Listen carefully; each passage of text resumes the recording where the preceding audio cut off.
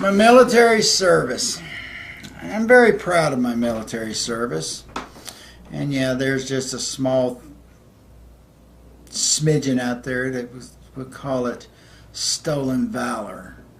They want to make a creation of something that doesn't exist. But I tell them, if you've got your evidence, go for it. Make yourself look like a fool. I have all the evidence that I spent almost 12 years in the United States Marine Corps. I served a small duty in Vietnam, had my butt handed to me, and the rest is history. I'm going to show this. I graduated from high school 2 years before I was supposed to. I'm not going to get into my school records. I graduated in 1970, and taken from high school, I went down to South Florida where I would stay for almost 2 years until the Marine Corps, or actually the federal government, was getting ready to draft me. And I joined the Marine Corps. I wanted to be a jet fighter pilot. I love jets. I love flying. But I didn't have enough college. But I had just enough college to make it to helicopter school. Going to OCS at Quantico, Virginia. I went through boot camp at Parris Island. I had my basic training there. And from Parris Island, I went directly to Quantico, where I went for warrant officer school. And from warrant officer school, I went to Newport, North Carolina, where I was trained to fly Huey helicopters. And my final destination was my flight exams at Cherry Point, North Carolina. All that was completed in 1972. I got to come back to Lakeland for a brief stint because I had not had no leave or any time. I was training from boot camp, Quantico, to flight school. Now, my first duty station was I had to fly out of Tampa just before Christmas. Or actually, it was the 1st of December, to be at Camp Pendleton. From Camp Pendleton, I went to Okinawa, and from Okinawa, I was flown to my first duty station, which would be Da Nang, South Vietnam. When I got there, I was assigned to the 75th Marine Attack Helicopter Wing. They were known as the Warlords. VMF 18. MABS 18, Marine Air Battalion 18, the 18th Squadron. I was trained very good by a man named Lieutenant William Jones. Everybody called him the Snake because he slithered through the sky just like a snake, and he carried a lot of venom. I learned to fly them Huey helicopters a little bit different than I was being taught. I come to find out the Huey helicopter was capable of going sideways at full bore, and it was just carrying a lot of firepower. Now, my gunship, I had 20 cals on the front. I had 60 cals on the side. I also carried Zuni canister rocket launchers on the side. I had a very lethal helicopter, and I was learning to fly it very good. So everybody would call me the Wolf. That would be my code name. Everybody in the squadron had a code name. When I went to OCS in flight school, I befriended a black man named K.D. Williams.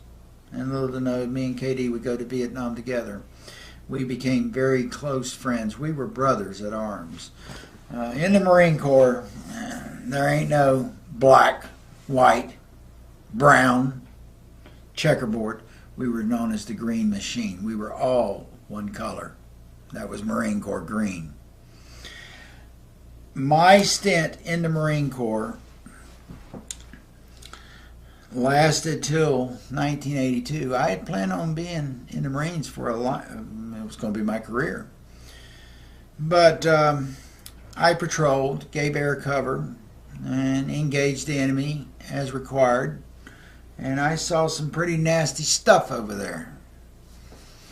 Not going to go into detail about the nasty stuff.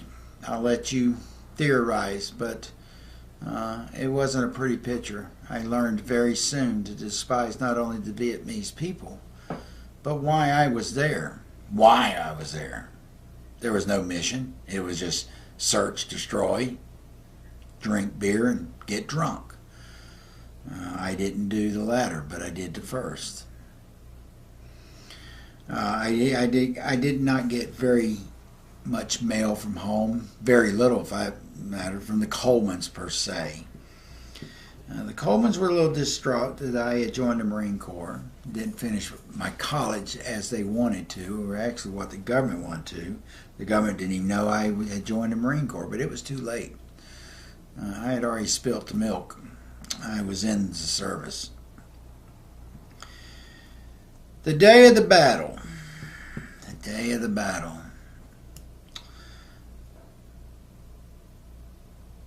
(1973). I'm going to show this to you. Many things have been said about the incident over Vietnam. June 5th, to be exact. An attachment of Marines at a fire hill based on 368, commonly known as the Arizona or the OK Corral.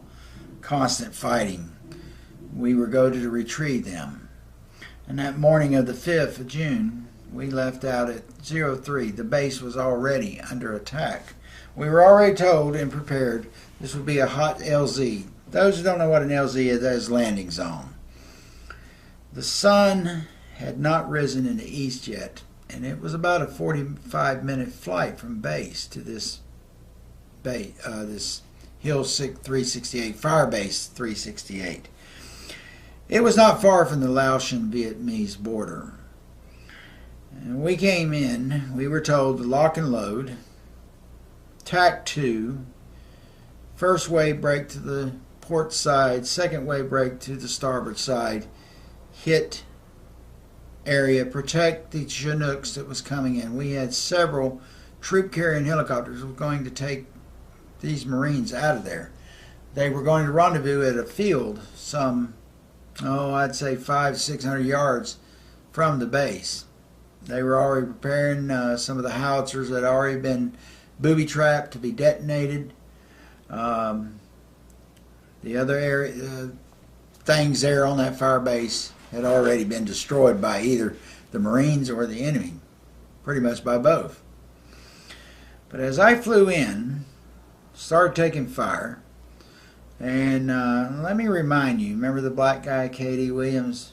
He was flying my seat. His helicopter was down that day, so he was flying second seat with me. And our commanding officer was flying, our executive officer flying. I swooped in, and I started giving ground cover to the retreating Marines like the other. There was a total of about 30 helicopters up in the air. We just had to watch out for each other. And it was good to have the door gunners firing and telling us, you've got a helicopter coming from your backside at 7 o'clock, one below you at 3 o'clock. You know, this way we didn't run into each other. There was a lot of shit hitting the fan. As I had just strafed a enemy emplacement that was